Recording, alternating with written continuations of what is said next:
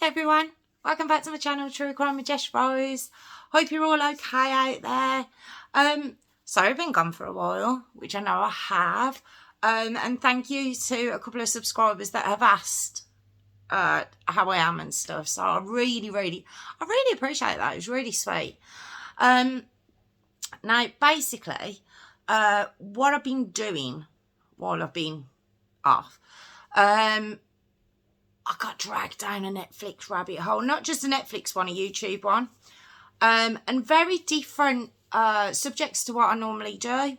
The Netflix side is, there's, I don't know if it's because of what I'm watching that I'm seeing more of it, or they're just on there, but I started watching a thing called Making a Murderer, and I automatically, as you do, presume that the crime that was committed by the people on there, and we would see the trial and they would be found guilty, and they were guilty, and that'd be the end of it.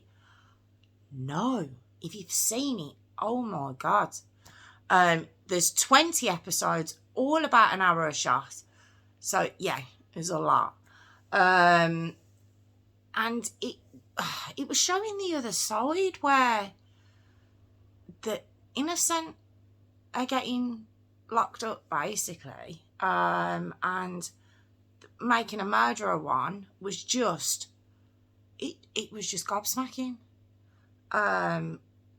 It's mainly happening in the smaller towns in America, and I would imagine we've had cases here, and the ones that I watch though is just basically where the department has decided that this person must be guilty, and they're going to do whatever they have to find this person guilty and lock them up and keep them there, which led me into the Innocence Project, which is a group that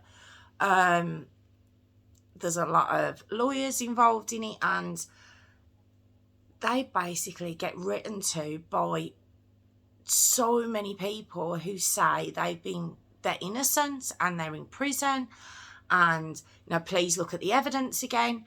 And in a lot of cases that I've seen, the evidence was flimsy at best, and I just thought, you wanna trust in the justice system. You want to believe that the person, look, the stories I do, you want to believe that the person you're doing the story about is the perpetrator and is the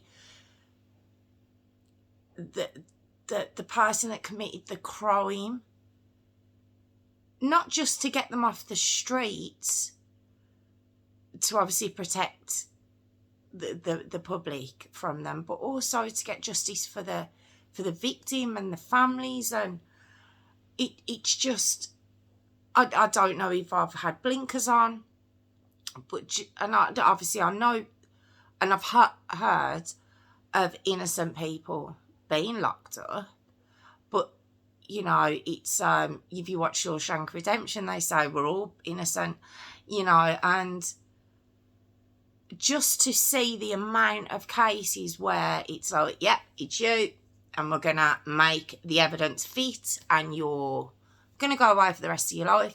We're gonna make sure we do it on second-degree murder, where is it second degree where you can't appeal it, or you only have a limited amount of appeals, and once you've exhausted them, that's it, it's done, it's over. I've seen, I watched, it was just an awful story. I can't think of his name off the top of my head. Oh, I'm annoyed with myself. And it was a young lad who spent 3 years in solitary. 3 years. They say if you spend more than 15 days in solitary, you can start messing with your brain. 3 years. 3 years. And although he was found innocent and he was released with kind of a sorry about that, in a lot of the cases, the perpetrator who really committed the crime goes on to hurt somebody else. And this poor lad who was locked up at 16, he got out at 19, and by the time he was 20, he'd killed himself. Because of what the solitary confinement had done to him.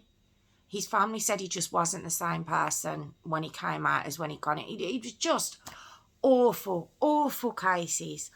So, yeah, I've kind of gone down a rabbit hole of watching those. So I might actually do one of those stories for you, just for another side.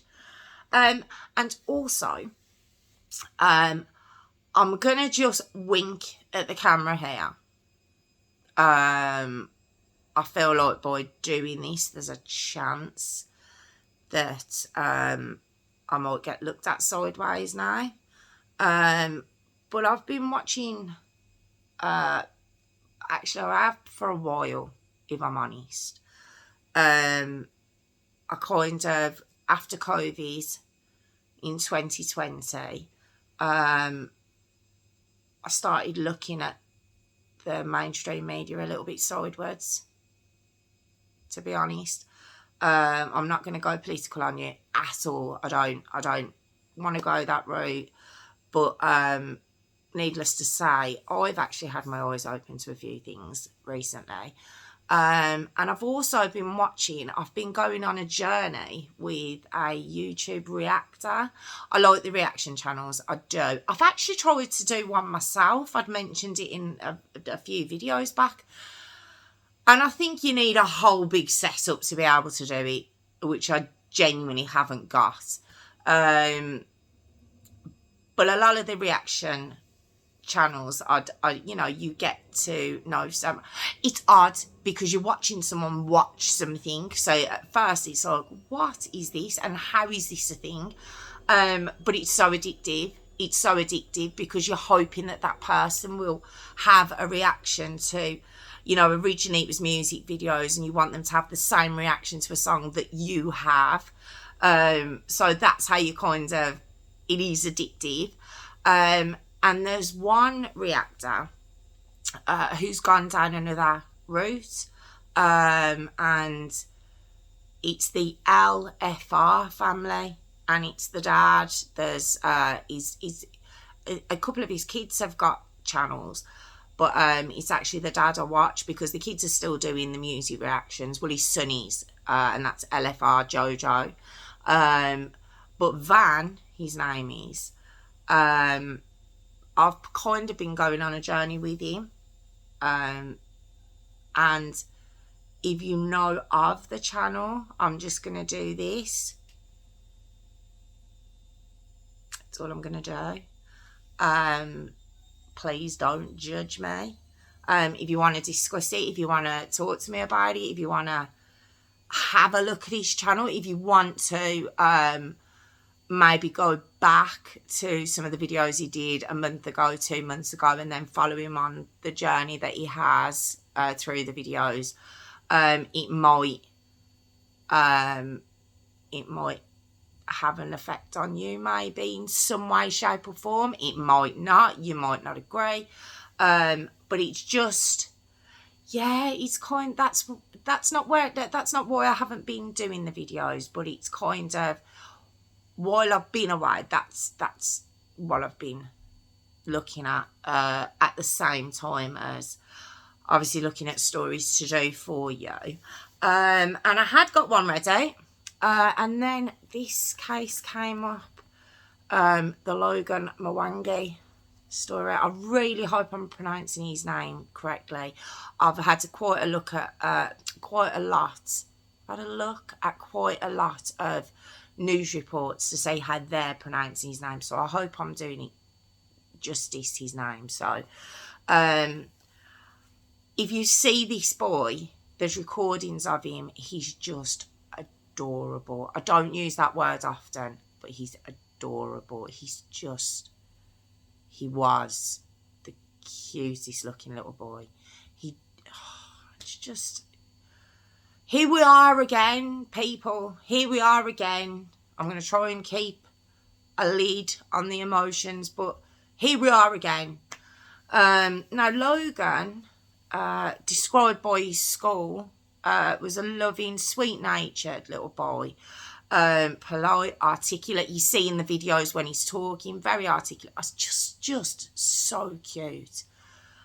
Such a handsome little boy. And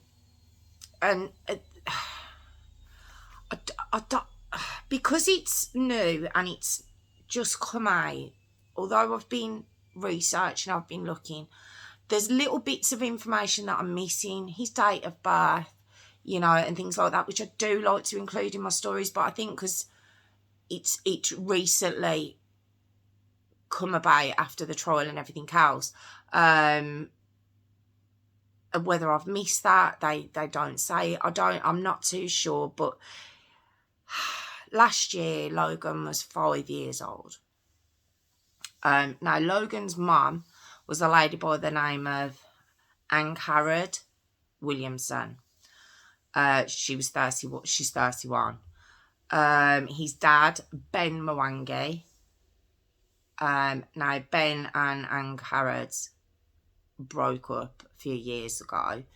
And Harrod got with a man by the name of John Cole. Called Logan's stepdad, who was 40. Now, John had been in a relationship, obviously, before Harrod. And the lady he'd been in a relationship with had a baby who was 9 months old called Craig Mulligan. And John had been a permanent factor in Craig's life and had a hand in bringing him up. Now, Craig's mum, not a good person either. By the sounds of it, don't hold it against me. I'm only basing it on what's been written. But early part or latter part of 2020, she'd given Craig, she'd beat him. He would have been at that point, I believe, 12.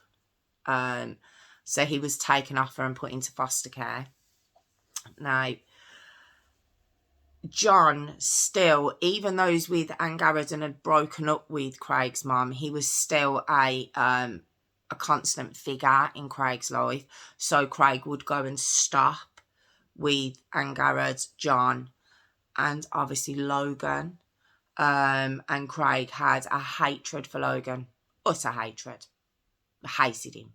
It's the only words I can use, and from everything I've read, he hated him.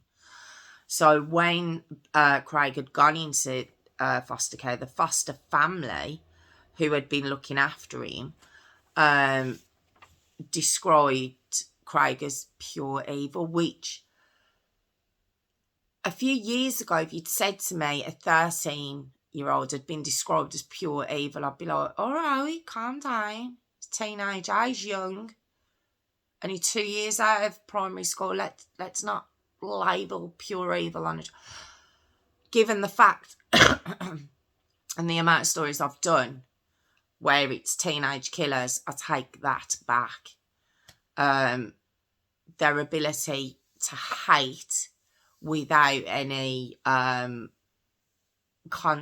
concept, but thought of consequences, and not thinking a day ahead.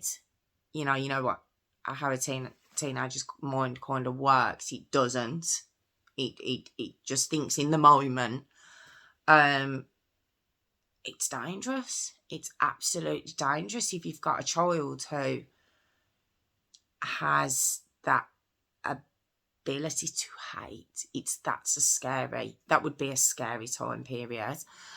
And the foster family had said that Craig had said that he hated Logan and he wanted to kill him. He's referred to as being his stepbrother. I know a relation. I know someone doesn't have to be blood to be involved in your life and to love you, and I get that. But he was far from a stepbrother, put it that way. Now, John himself Um, I'm not surprised Craig was the way he was, because don't forget, John was in his life from when he was 9 months. And John, it had been found out, had been a member in Britain. We had a very far right organisation called the NF, and it was the National Front. I think you can imagine what their beliefs were. But first and foremost, they were very racist. They believed in an all-white country. They didn't believe in diversity. They didn't want it. And they were renowned for going about it in a very violent way. It wasn't a political party. I know political parties have sprung up since, but I don't think the National Front was a political party. I don't believe, or tried to be a political party. I think they were just a group that were just full of hatred and misinformed and ridiculous. Just, I remember hearing about the National Front when I was very young. I've had a birthday since I last seen you, so I'm now 44. So I do remember hearing of them, of these people, and they were normally skinheads. That was, so if you had someone who had skin their head at that period of time, it didn't look great for that person because they looked like they belonged to that group, kind of thing. And we just all knew them as, I can't say on here, but just ridiculous, just horrible, hateful people. And John was part of that group. Now, Ben Mwangi, who is Logan's dad, is light skinned, so I don't know if he's biracial, but he was obviously a black guy. So Logan is biracial because Angarad is white. What was she thinking? What was she thinking getting with a man who used to be in the National Front, and you've got a son who's biracial? What? And of course, not of course, because you imagine people can maybe change. John didn't. And he used to just use the worst racial slurs on this 5-year-old little boy. And just my heart sunk. It was like, just everything about this is it's just the worst. It's just the absolute worst. So this to go on, but it wasn't just a mental abuse or an emotional abuse. It was obviously physical as well. And they used to, when I say they, I'm included Angarad in this. That's her name, his mum. Their punishments used to be making him do press-ups, this physical training punishment that we've noticed a lot of abusers do, making him stand for hours on end, which reminded me of Arthur Lavinia Hughes, another little boy, 6-year-old little boy, quite recently. I've done the story. And Craig would come to visit the family. It's not a family. But Angarad had stopped Ben, which is Logan's dad, seeing him all together now. So they'd become a little family with Craig visiting. And at one point in 2020, August 2020, I believe, a social services report, a case had been opened because Logan had a broken arm. And we found out since that it's believed that Craig did that. So she's got a partner that's reducing her son down to nothing mentally, emotionally, physically. And she's also allowing his stepson to also abuse her son. And apparently she was very much involved in the abuse as well. Very much involved. This little boy was 3 stone. He was 3 stone. You look at his stepbrother. I'm going to be using this a lot. He's massive. He's massive. This lad is. He's a big boy. 13 or not, he's a big lad. John just looked odd. Anyway, the odd looking fella. And her, ugh. Okay. So, during this time, Logan's stammer, he had a little stammer. That was getting worse. And he was also wetting the bed, which, you know, they say if a child stops wetting the bed and they begin again, that there is a problem. There's a reason behind that. Not necessarily abuse, but there's something there. But obviously with Logan, it was because of what was going on to him. Now, on the 20th of July 2021, Logan got shut in his bedroom with a baby gate across the doorway because he'd got COVID-19. Your 5-year-old son's got COVID. He needs comforting. You get it. You get it. You get it. Okay. You deal with that when it happens. If you've got a loving family around you that your child trusts, but they would get it. It's down. You're the mom. You're the mom. And unless you've got a real health problem that would put you on death's door if you were to get COVID, then you should be there comforting your child, regardless of what happens. But he was locked in his bedroom like a prisoner. He was likened to. All because he had COVID.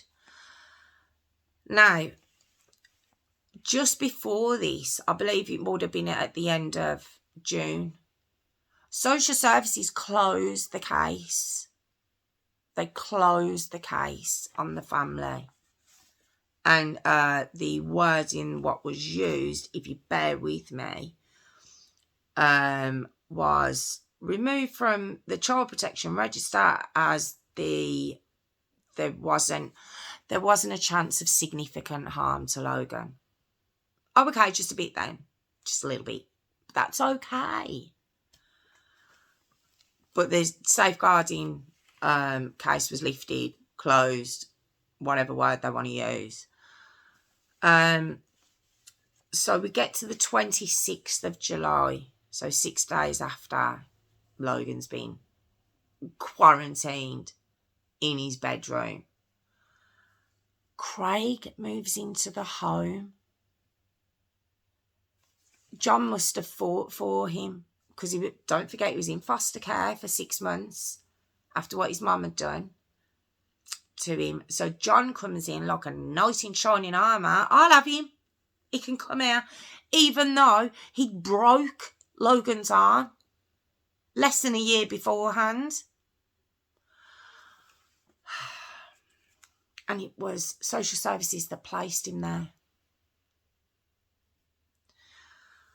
So, like I say, the foster family knew that he'd expressed that he wanted to kill Logan, he hated Logan. And not only that, Craig had a tendency to want to play murder games. He asked 2 young girls to get into black bags. Not odd at all, this lad. Not at all. So now we get to the 31st of July 2021. Not even a year ago. What we'll do, we'll go to 5:43 in the morning, and there's a 999 call made. And does Anne Harrod sound convincing in this call? If you go online, you can hear it. She's got a cry that if you've seen an actress do it in a film, You know, there's certain actresses that when they cry, or actors, that you automatically, like, if you're immersed in the film, you feel it. She's got that kind of cry, and she's basically saying she can't find her son, and the operator's like, well, how old is he? He's 5. Well, when did you last see him? When I put him to bed, and now he's not in his bed, and he's missing. And she's screaming down the phone, Logan, and it's very, like, it's very dramatic. It's very, would you imagine that's how you behave? Yes. And you can hear the operator saying, I need you to calm down. I need to get the details. So she's giving her a house number. It's very dramatic. And from then, it's kind of police, the GoPros or whatever they wear on them. And it's footage from them. And her and John are playing the part amazing. I don't know where he is, and he's missing, I need to find him. Then John and Craig are actually caught on CCTV, like a Ring doorbell, walking across the fields that are across the road from the house. Logan! All 3 of them are playing this part amazing.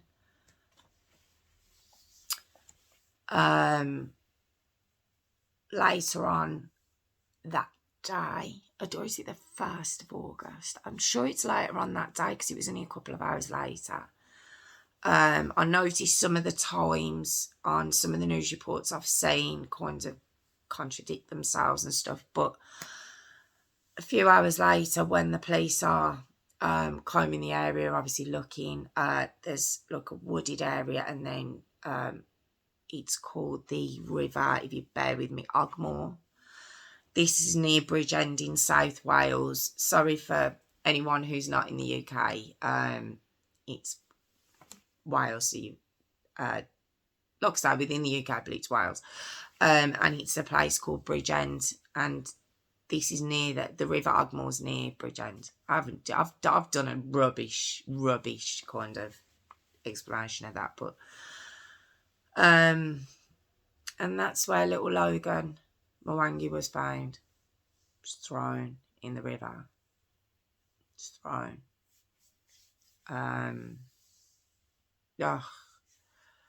Look, cherish periwinkle. There's something about when these children are found in wooded areas or in rivers, like, it's just, there's just something even more about that. Like, I'm not saying one's worse than another, it's just the thought of them just being discarded.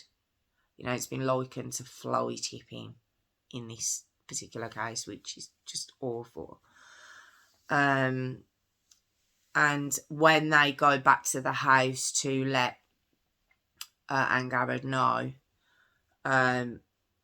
she's kind of talking about Logan, look, he's alive, and I've got to get him a blanket, and he'll be cold. And again, very dramatic, really playing the part. I've got to get to him. Let me get to my son. Why aren't you letting me see him? Just sickening, absolutely sickening. So, also taken out of the river is a ripped dinosaur top. He had there was a dinosaur top, and he had Spider-Man bottoms on, I believe. And Logan, when he was taken in, an autopsy's done, there was 56 catastrophic injuries to this child. Catastrophic, likened to a road traffic accident. And with CCTV being picked up from around the area, on the 4th of August, so only a couple of days later, they bring in Angharad, John and Craig. They bring all 3 in. Now, at first, they were sticking to, oh my God, I don't know what you were talking about. Someone's hurt this child. They tried to continue to play the part of, he'd just gone missing. We don't know what happened. It didn't last very long. And as soon as they realised they're banged to rights, all of a sudden, they just turn on each other. Well, John and Craig turn on Angharad. Angharad turns on John and Craig. No, literally, that's how it was. Now, and Garrett's argument is she was asleep. And the reason she was saying she was asleep was that at 2:43 a.m. on the 31st of July, there is CCTV footage of John and Craig. I believe he was 13 at this time, walking down with, I've heard sayings of, you could see Logan's arms hanging limply. But then in another report, it says he was in a sports bag. This is what I mean. This is the problem with doing these stories so early on, even though the trial's finished now. It's a lot of the details can be different, but they're not minor details, but the case still remains the same. And there they were walking across the field. You see them coming back. I think at 2:54, you then see them going back again. And at this point, it was with, do you remember me saying the dinosaur T-shirt that was ripped, that was found? And Garrett said, because they're obviously caught on CCTV, that they're banged to right to Craig and John. And she's like, well, I was asleep. Not so fast, young lady. Because the CCTV at this point also picked up opening and closing of the curtains in the house. Logan, by this point, had been murdered. John and Craig were carrying him to the river.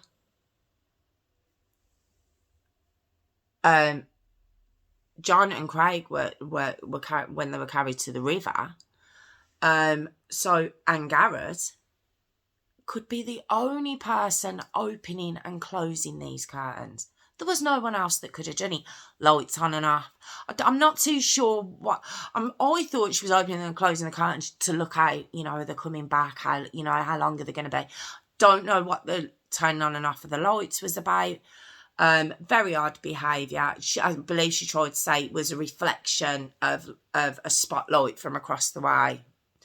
You can see on there. You can see what's happening. You can see the CCTV footage yourself. And you can see it's someone quite, you can see they're opening and closing the curtains. So, oh my goodness, it's just, do you know what's got me about this? It's just the fact that social services, again, were involved.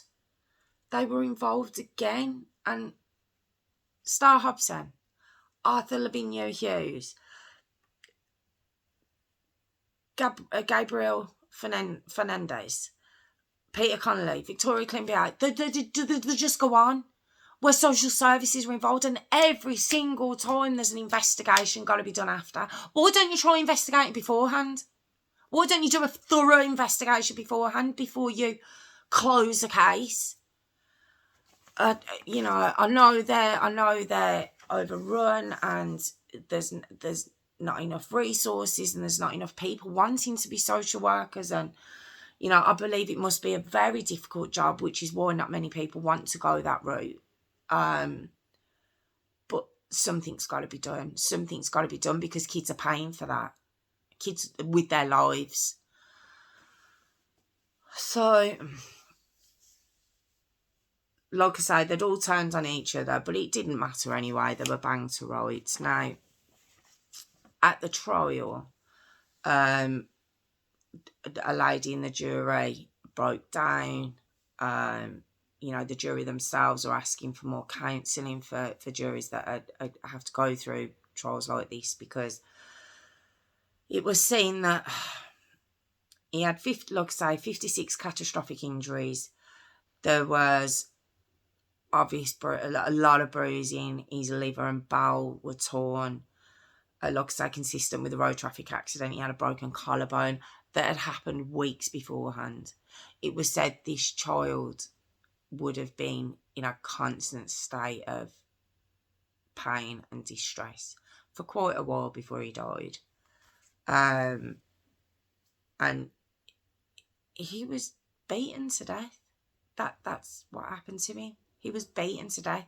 Now, because it was inside the home, it could have been any of them. It could have been all three of them. You know, they all turned on each other. John was saying that Anne Garrett, the reason the dinosaur T-shirt was ripped was because she'd yanked him up off the floor. It was said that his arm had been dislocated at some point, and that John had tried to pop it back in. You know, Craig says that Anne Garrett was beating Logan. She was saying they were beating him. This is a 5-year-old child who was 3 stone that they're talking about while trying to save their own skin. I mean, now, during the trial, Craig Mulligan, the stepson, his name was hidden, withheld from being reported on because of his age, and that would normally stay. They would get anonymity. I do it every time. Anonymity. We'll leave it at that. Due to their age. But after the trial, the judge made an unusual decision to release his name. So they were all found guilty.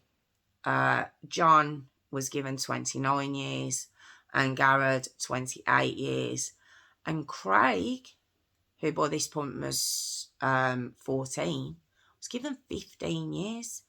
So he will actually do, if he does the full amount, he'll be doing more time than he's been alive, but he'll still be 8 by the time he's 29. Wouldn't fancy living near him, I'm not going to lie. But of course, rehabilitation, you know. Which I've got to admit, after watching some of the programs I've watched, I give a little bit more credit for rehabilitation, but just in some cases, I just don't think it's going to work. But who am I? And that's just the tragic, awful case of Logan Mwangi. His dad, Ben, he's fighting for biological parents because he didn't know that social services were involved in his son's life. And Garrett and John had basically stopped him seeing Logan. You know, I think they'd moved and they were like, you're not seeing him again. And he'd been trying to see his son. He's devastated. You can see him on the interviews. He's absolutely devastated. And he's fighting for parents to be notified, biological parents who aren't in the child's life for whatever reason, to be notified if social services, you know, are involved in the child's life with the new step parent or the other biological parent, whatever the reason, because he didn't know, he wasn't made aware of it, which is terrible. You know, there's just so many things wrong with this story, and I just feel like it's so similar to stories that I've done, and I just don't want. It'd just be nice if there wasn't any more for me to do, to tell you about. It'd just be nice if maybe something changed. And I'm not a pessimist by any means, but I just don't know if, given the fact that, like saying, no one's really going out of the way to become a social worker. It's not on at the top of a list of someone's job, the jobs they want to do when they grow up, you know. And the kids are paying for it, children are paying for it, and it's just such a shame. And it just always blows my brain that there's people out there that will do that. He was 3 stone. He was 3 stone. He was 5 years. He was a baby. They all were. Peter Connolly was 18 months.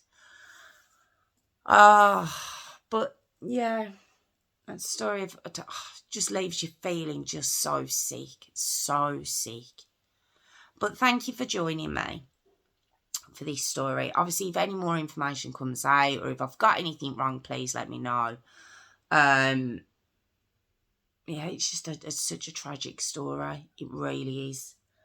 And it's when I do stories like this, it other things that are going on annoy me because this is what should be spoken about and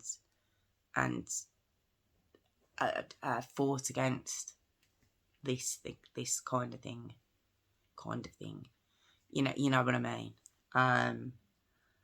So just dropping that in there. If you do want to have a look at the LFR family, you might understand a little bit more where I'm coming from.